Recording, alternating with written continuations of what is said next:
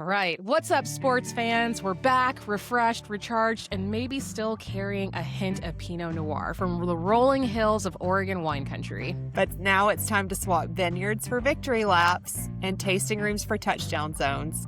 We've got a lot to catch up on, from the Ryder Cup to Kirby Smart and his daddy issues.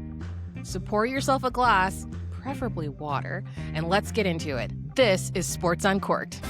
We're gonna throw down some punches, we might get knocked on the ground. We're gonna use our hot token hand, no, we're not going down.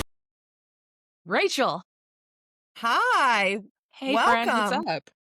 Miss doing this in person with you. We had such I a know. fun weekend last weekend. I know. It was so great. We were together. We were in Willamette Valley. Willamette. Damn it. I learned that last week. Willamette, damn it. Yeah. So it was so great to be in Pinot Noir wine country. It was so great to be in person, but I don't know about you, but I am drying out all this week. I am completely wined out. I was going to try to dupe the viewers with this is apple juice essentially and tell you that I was drinking a Chardonnay, but I've had to put down all of the wine because we are completely wined out. But we had a great weekend, visited a lot of really cool places. I don't know about you, Rach. Do you have a favorite? I don't know. I love Durant. I think that one was my favorite. It was like a beautiful farm overlooking the valley. Not even really a farm, but they did this wonderful olive oil tasting with all these different homemade olive oils and breads. Also, it was our last tasting of the first day, which, I mean, we probably should have been cut off before that tasting, but we powered through that one, and then we ended up at a sports bar. Yeah. Which was probably one of our most fun stops of the whole time. Definitely, for sure. But we also probably would not suggest doing that if you are spending time in Willamette Valley. Do not cap your day off with a sports bar. Yeah, lumpies. Yeah. But Love we did lumpies. We watched a little bit of the end of the Ryder Cup. We watched some of the end of the football games, and then that was a Thursday night. I'm trying to even remember how many days we were there. We were there Wednesday through Sunday. It was our livers are dying. All one big blur, which I'm sure some people wish that this week had been. And I'm going to speak on Rory McIlroy because, oh my God, did I just say his last name wrong? We might have to edit that out. Rory McIlroy? You said it right. You got it, girl. God. See, this is why we need to dry out. We're drying out. Exactly. So I do want to jump in a little bit to the Ryder Cup because of when we were recording last week. We basically started recording as they were teeing off in Bethpage. And I just, first of all, was really shocked at the performance. Team USA was not playing their best golf. They definitely got outplayed by Team Europe, but probably we deserve to be beat out because of how just absolutely atrocious the fans were acting during the Ryder Cup. I think I was embarrassed for our country. Yeah. I was really embarrassed to be a U.S. citizen and was really happy not to be there during the Ryder Cup. I thought the way that Rory's wife was treated was terrible, hellacious, horrible. The things that people were yelling at her. Also, what I think is even more ironic is these assholes that were doing all of this are also the ones that are following Rory around at every other major tournament cheering for him. Right. So just because he's playing for Europe doesn't mean that you completely disrespect him. And I love that he gave it back to them. I do too. It's just crazy. The other thing that I think that Team Europe has an edge over the U.S. continuously year over year is that they know how to play an individual sport as a team. Yes. They have a consistent captain every year. They're not kind of passing it around, asking somebody else to do it. Yeah. But they have team chemistry, which our guys, they know each other, they joke around, but they don't even remotely have the same type of team chemistry, which at some point do we look and say, does it have to be a golf team member that is always the captain, or does it make sense to bring in somebody who has been a successful coach to kind of help bring this team concept together a little bit? Yeah. Could Coach K come in and be like, oh, here's how you act as a team and how you get a Yeah. mindset as a team, because you need to have that momentum and you have to play as a team in this type of event. But I feel like that is what's given Europe the edge. And hell, when they won, I wanted to be part of that party. Those guys were 100%. like ragging on each other. Shane Lowry's probably still hungover. I don't know. He looked like A he was having the time of 100%. his life. To be invited to the Team Europe's party and on their bus For next year. sure. But For sure. that chemistry, I think, is just something that I felt was missing. Like, because we've lost 2 in a row now. Right. That seems to be the difference. And yeah, we did kind of rally and start to come back, but Yeah. it just didn't feel like we clicked on the first couple of days, and that put us in a really bad position. 100%. And I wanted to ask you this because we did kind of like agree before we started recording that we were going to talk about the Ryder Cup and like how horribly Rory was treated. Do you think, as fans, the behavior is now being impacted by how they are allowed to act at, say, a live tournament? Like, I thought that it was very, very different from, we've got players that are on tour, we've got players that are with live, we've got players that are playing TGL in their spare time. There's a very big cultural difference between the players that have never played live, and then we've got guys like Bryson DeChambeau and team that I feel like are treating this like Saturday with the boys. Like, we're just gonna like throw back some beers and go out there and play golf, and everyone was kind of just like playing around. And even like Rory, who was not playing his best golf, still got it together with the team and beat out Team US. So I wanted to get your opinion on that. Do you think that live golf has impacted how fan etiquette has evolved, especially at something like the Ryder Cup? I mean, maybe. I haven't seen a live golf event be well enough attended to feel like it even impacts people in the first place. Mm-hmm. I almost feel like there's this entitlement to just show off and show out. And I think golf fans act like every single golf tournament where they can speak is like the 16th hole at the Waste Management Open. Like, we are Yeah. just going to go balls to the wall, party Mm-hmm. with our guys. You still have to be respectful. Like, this is still Yeah. yes, you can root for your team, But but it's not a this football is not game. this isn't a harass everybody out there type of event. Mm-hmm. Yep, you can hoot and holler and yell, but like, when you start throwing stuff at people and you start Which is cursing at people ridiculous. and just like, that's not fun anymore. You That's know what it not is? sportsmanlike. It's the horrific culture that we have created where we've got a lot of people that are just way too entitled, and they think that just because they spent money to come in here and watch an athlete perform that they get to act any old kind of way. And I'm sorry, but that is just not the case. And I think that, this is actually a really good pivot from the Ryder Cup into college football, because we saw some, like, I would say, very crass behavior when the field was rushed during the FSU Virginia game. Pretty sure I watched, and maybe I might be thinking of the wrong one. No, because Bobby Castellanos is on FSU. He had a fan walk up into his face and was like, Yeah. these are still people at the end of the day. And so I think that there are going to be some huge shifts in how much access that fans are going to get at these golf tournaments and even like these sporting events in general. And it's going to be nobody's fault but our own. Yeah, like, just to your point, they're still humans. I don't know if it's people can bring their vape pens in.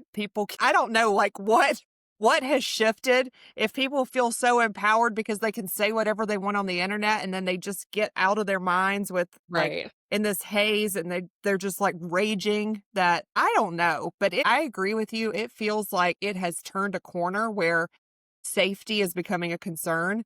I also will say the SEC is smart enough to put like hedges and bushes between the fans and the student Fences, section yeah. to trap people in, so you can't run over. I think I saw there were 17 people injured in that like field 17 rushing. people injured, including a player who was trampled. Squirrel White, like, I don't know how he got out of there. Don't know.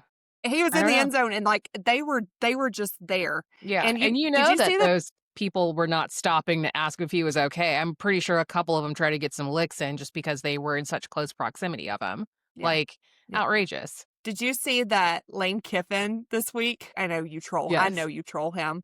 But I do. at his press conference, he was like, I would also just like to congratulate the Ole Miss fans on staying in their seats and not rushing the field, because yes, when you beat number 3, it's a big deal, but also act like you've been here before. And I'm like, Right. oh, Which I love we because say that? Lane is very much like kettle and pot. Because it's like, really? Because I feel like a couple games ago, you were like, I can't wait for them to rush the field. Like, this is going to be great.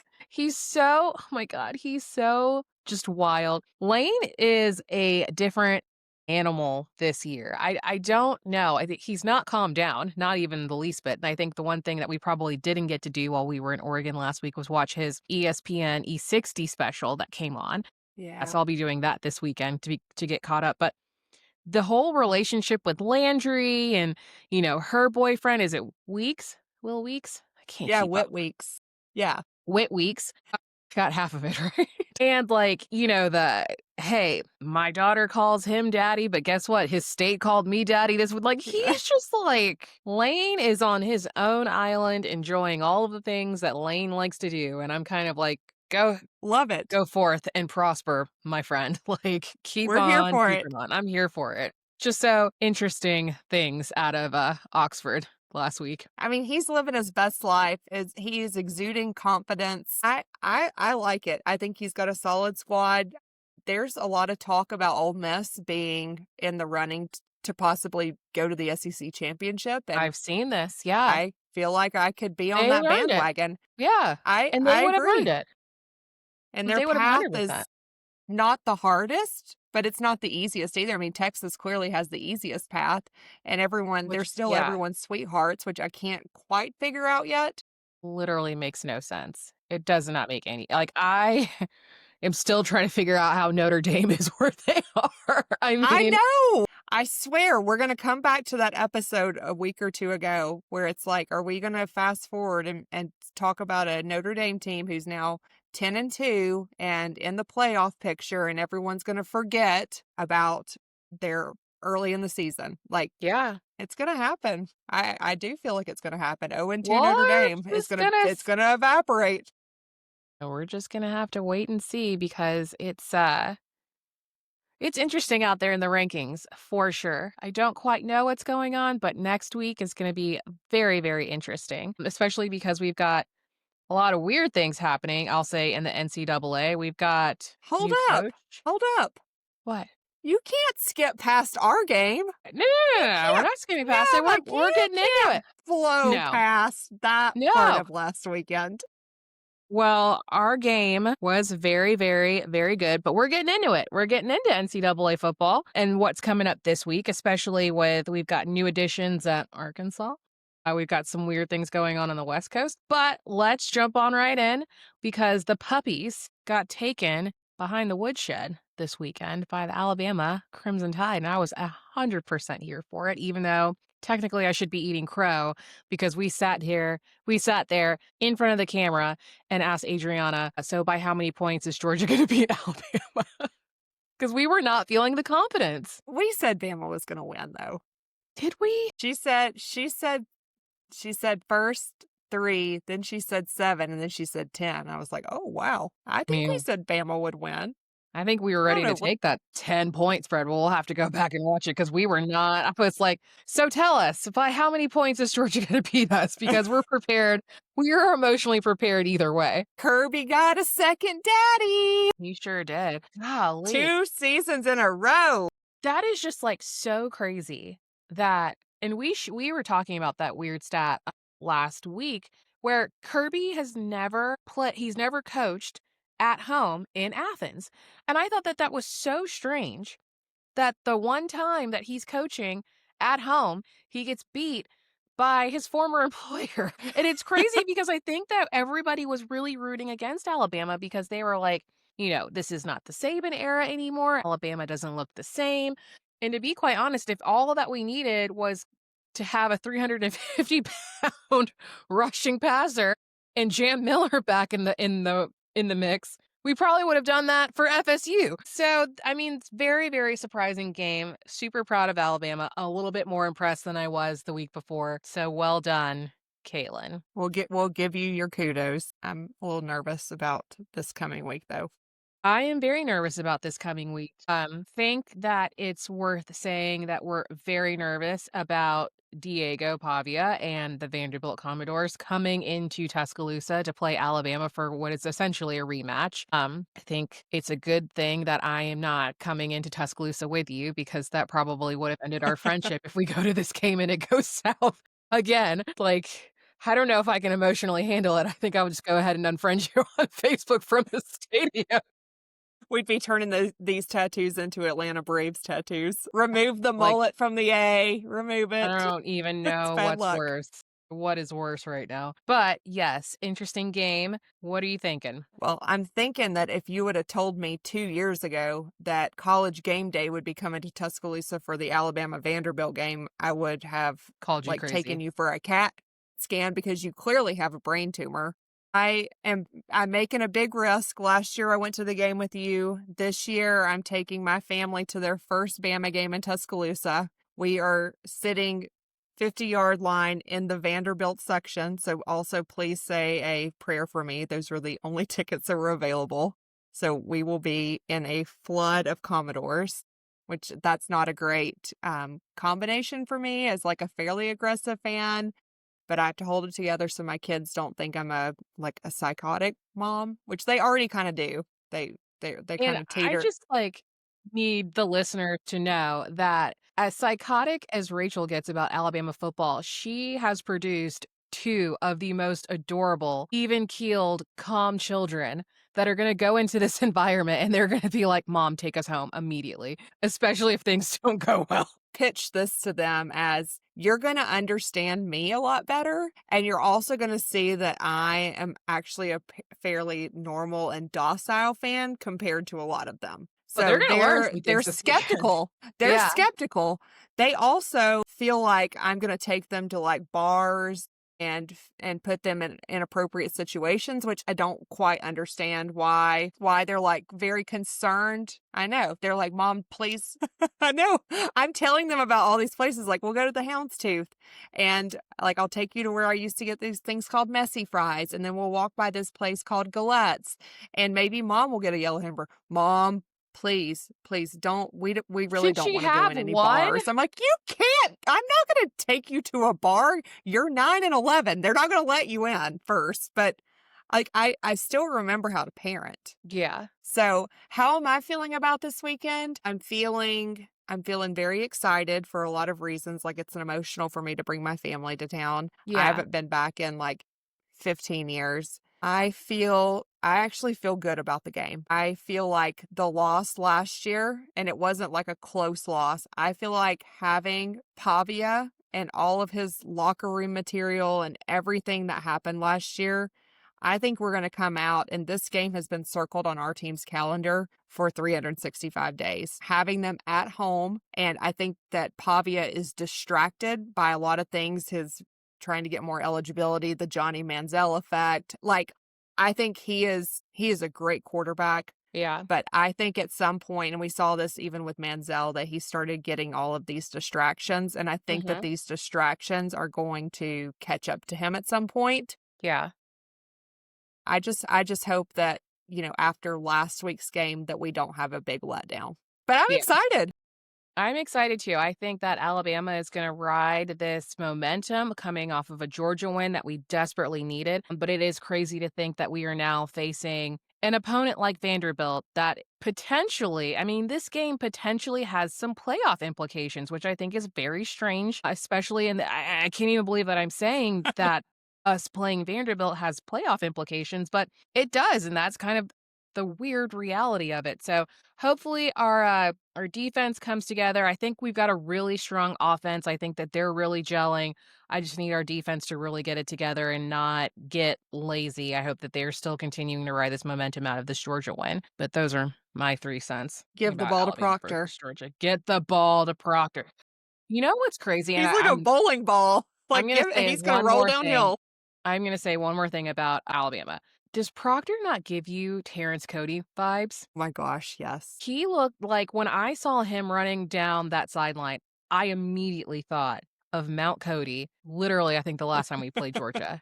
in Athens. Like, it was like deja vu. So good on him for like And Andre Smith. surprising. I think Andre Smith had a run like that at some point. Yeah. Yeah. No, I agree. Give it to the big boy. I love it when a big guy is I do. I love it when a big guy runs it in for first down and touchdown. I think they're underutilized parts of the team. But yeah, that's my last piece on Alabama. Godspeed team. Roll Tide. So we do have some fun other games coming on this weekend, which the one thing that I don't love about going to a game is that you miss pretty much all of the other ones throughout the Yep. day. So I've got my battery pack charged. We did rent a minivan because it was the only thing that's available. So if I need to go back and watch some of the games in my minivan, I can do that. But Miami, Florida State, that's Miami, where game day Florida was going to State. be until Florida State lost. Sorry, not sorry. All right, so we got Yeah. Sid from Ice Age. Good Lord. Sid from Ice Age, Bobby Castellanos heading off in Miami Gardens? Are they in Miami Gardens? No, actually, no, I think they're in Tallahassee. Tallahassee? Okay. So we've got Miami as a 4.5-point favorite against Florida State. 54.5 points. This is actually like a really tough one to call. Conference opener, 4-0 game. I think I got my money on Miami. I think Sid from Ice Age got this. Has Miami played on the road yet this season? I think Miami has all of their big games at home this year. This is going to be a true road test, and I think that Bama, knows how hostile Florida State's fans can be, and their stadium is loud. I think Very this will be a true. test for Carson Beck, and I do think that the spread is this close Yeah. because of the fan impact and the home crowd noise. Okay. So do I you don't think that know. we're gonna Hey, see them play again I think we might. I think these are the two best teams in for the the ACC. ACC championship? I do. I think these are the two best teams. I think Clemson sucks, and I'm not alone there. I do. I think that Florida State No, has agreed. a real opportunity to bounce back, Okay. and I feel like they have a lot to prove after losing last week, and this is the way for them to prove we are not overrated. We did not just stumble. Like, we are a solid team that you should take into consideration and put us back in the top 10. And the way that we're going to do that is to beat Miami, which is a bitter in-state rival. Interesting. So I'm going to take Florida State. Interesting. Yeah, I know. Not the popular opinion, but I am. I feel like, and we, as Bama fans, need Florida State to win this game too. Like, it just makes our loss look better and better and better on paper. Yeah. So I'm pulling for Florida State for that reason as well. Man, I don't know. I I know. think I'm gonna stick with Miami. I mean, like the last two teams they played were freaking Kent State. I don't know. We'll see. Florida State I think Miami might have Florida State's number. So we will see. But that's gonna be a very, I very good think game. I'm gonna Miami be might watching get that. Miami might get Gus Malzahn. I think Okay. there's going to be some trick stuff in there, but we'll see. Okay. He is an offensive whiz. So interessante. Well, we're going to have to see what happens down there in Tallahassee this weekend. We also have on our radar, God, there's actually like a couple of games that I'm going to be watching, but big one, UVA versus Louisville. I actually think that Louisville's got this. I think Louisville's got this big. I think Louisville's got this. I think Virginia kind of got a little lucky. I don't know. I don't remember a lot of the game, but I think they got lucky. We didn't watch it. We were at Lumpies. I think they got a little lucky. We watched the end of it, but I was like, From what little I saw, they got lucky last week, and I think Louisville's going to have their number 7.5-point favorite. Yeah, I take Louisville in this one. Yeah, they're a solid squad. They're a solid squad. Alrighty. What else do we have going on this weekend other than Arkansas has a brand new coach, which I think that we're all going to be. Do we still call it brand new? I feel like he's been trying to get back into that position. So Bobby Petrino rides again at God, Arkansas, I give it to you. You slow played the bring in Bobby Petrino back so perfectly. We all saw it coming from literally a mile away. And also, who allows an interim coach to fire the whole defensive staff? I've never heard of that before in my entire life. That's Right? like the most dramatic thing I've ever seen. What are they like? Are they actually going to make him head coach? Like, are they I actually gonna think make him head coach? I feel like they have to. Who else are they going to get? And why would you It's let such an a interim weird coach way to do fire it. people? Like, who are you going to bring in mid-season? I mean, Chat they could GPT. probably pick up somebody from UCLA. They just lost their head coach, their defensive coordinator, and their offensive coordinator. And they're playing Penn State this weekend, which is crazy because I think people are also calling for Franklin's head. Like, I think there's a lot of other people that could probably slide into that slot at Arkansas, but Bobby Petrino made it happen. So that is going to be something that we're going to be watching this weekend. Some other games, we're going to watch Florida lose again. Because they're playing number 9 Florida. Texas on Saturday at 3:30. I I know. am not going to sleep on Florida. Really? You think they're gonna I think come this is a for trap game for Texas. Honestly, I'm going to give, what's the line on it? Rachel? I'm so shocked at you I'm right now. serious. I'm Okay. serious. All right. So Florida is not a bad team. They are they're not not a a bad bad team, team. but And DJ I don't, Lagway's not got his stuff together. do we think Very Texas is a great concerned. team? No, but I think that right now with hold on, actually, before I even say this. Texas's defense is solid.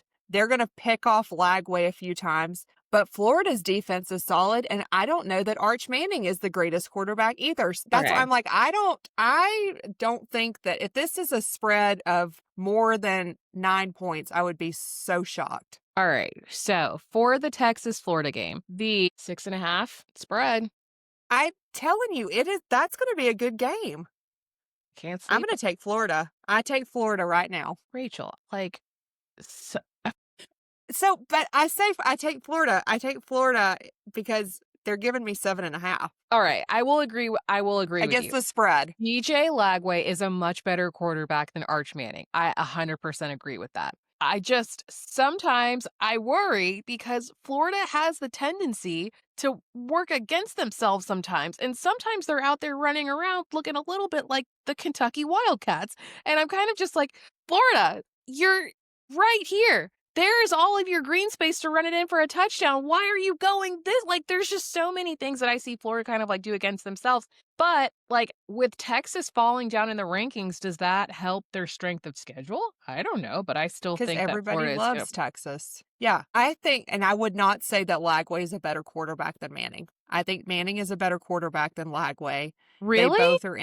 They are both inexperienced. And Yeah. the reason I'm leaning on Florida is he's going to have the home crowd hopefully behind him. Napier is going to coach him up this week. I mean, Sark's going to coach Manning up, and I think that Manning has a great receiving core. But the Swamp is a hard place to play. The Swamp is a hard place to play. I don't know Yeah, if but there's a game on that schedule that Florida is going to challenge to win. I think that the Texas game is one that I don't know. That's my upset of the week, and Florida State. all right. I'm going all upsets. Clearly, this All is going to be a right. really nasty parlay weekend, and I can say all these things because I'm probably not going to get to watch any of them. So you're just going to have to text and like give me really I'll be bad texting you, all bad right. slash good I news. will be texting you for sure. You're I'm watching all of the games on the televisions on multi-view. Like, it's gonna be a lot of football. I'm very pumped. All right, Rach, I'm watching I'm this for throwing you. it out there. I am watching this for you, girlfriend. We're gonna see what happens with this Texas and Florida game. Also, we've got going on. Well, no one cares about Ohio State. We don't care. They're only playing Minnesota, and they're probably going to win because they've won everything. So they haven't played anybody this year. Wisconsin versus Michigan. How do we feel about that? I think Wisconsin's terrible. I think they're really terrible. I think I that think Michigan's got that. I think Michigan's got that, and I think Michigan needs it to not look like crazy pants after getting beat by Oklahoma earlier this season. Yeah. All right. I actually think that is all we got as far as I week 6 college football coming up.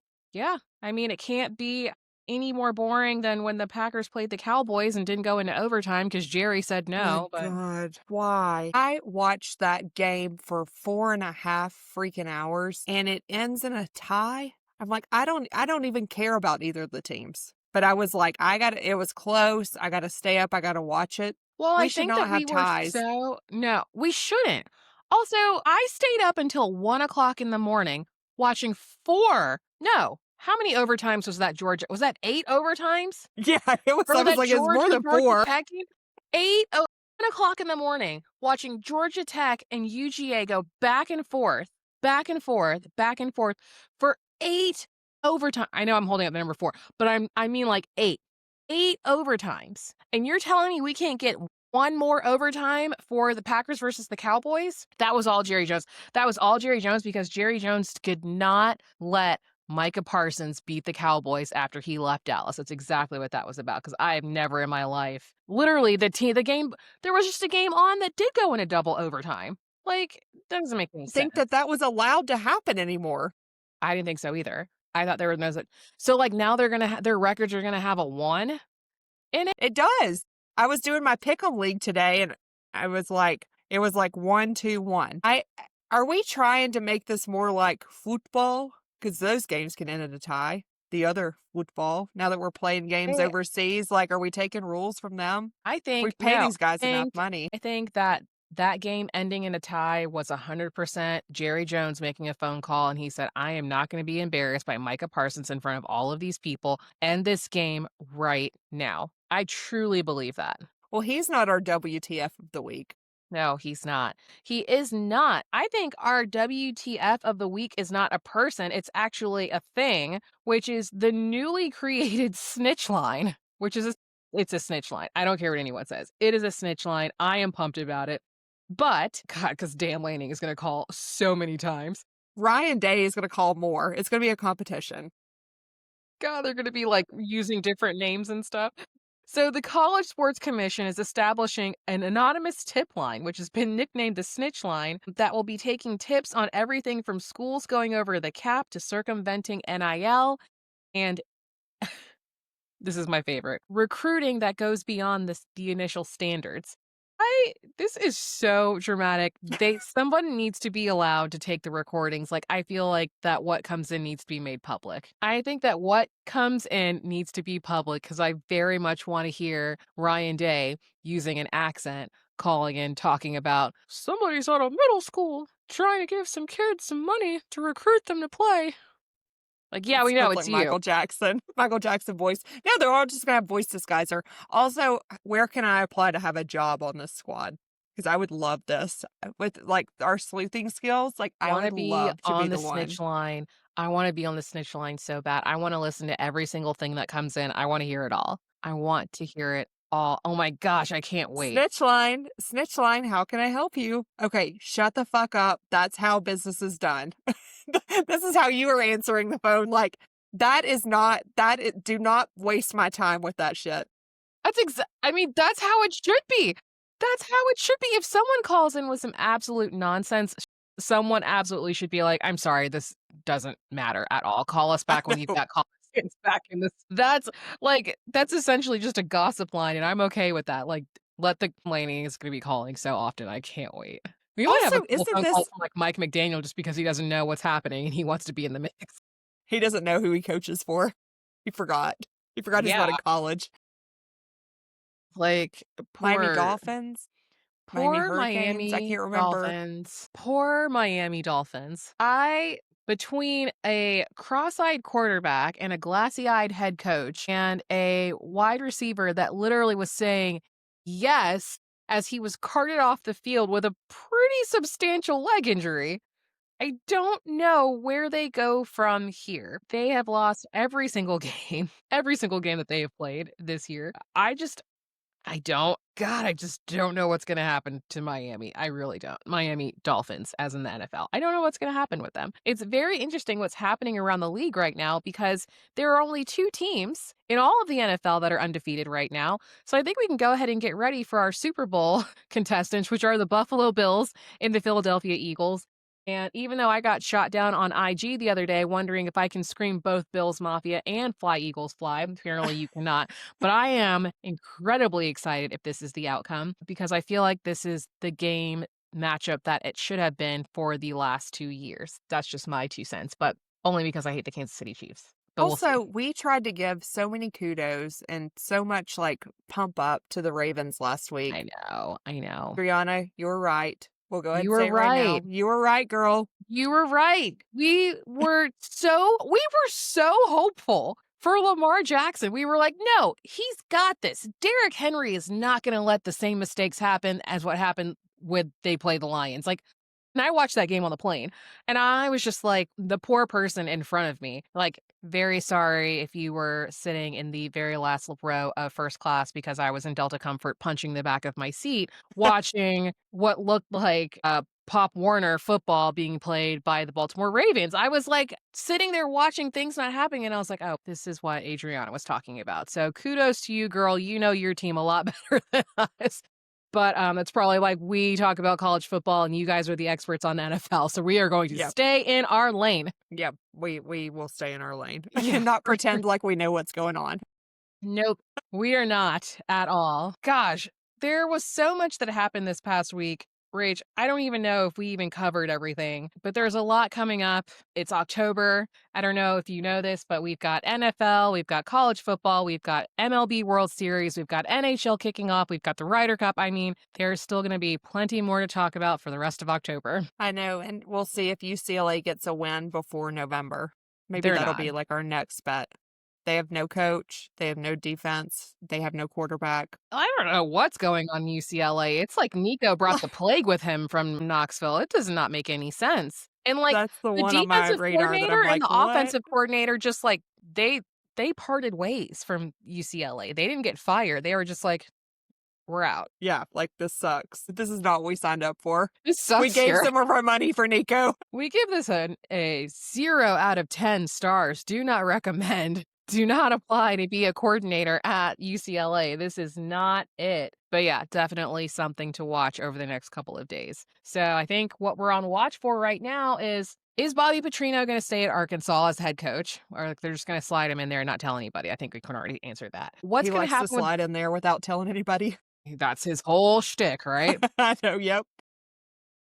Where is John Gruden going to go? Ed Ogeron gets his last payment at the end of December. Are we going to talk about where he might end up? Hey, what's going to happen with Nico? He's got like 20 some odd. I think he's got less than 20 days left to figure out if he's going to stay at UCLA or not. So a lot of moves leaves, what are they going to do? Yeah, like, is there anybody left? They're going to fold in on themselves and then put all their money into their women's soccer team, which is incredibly good.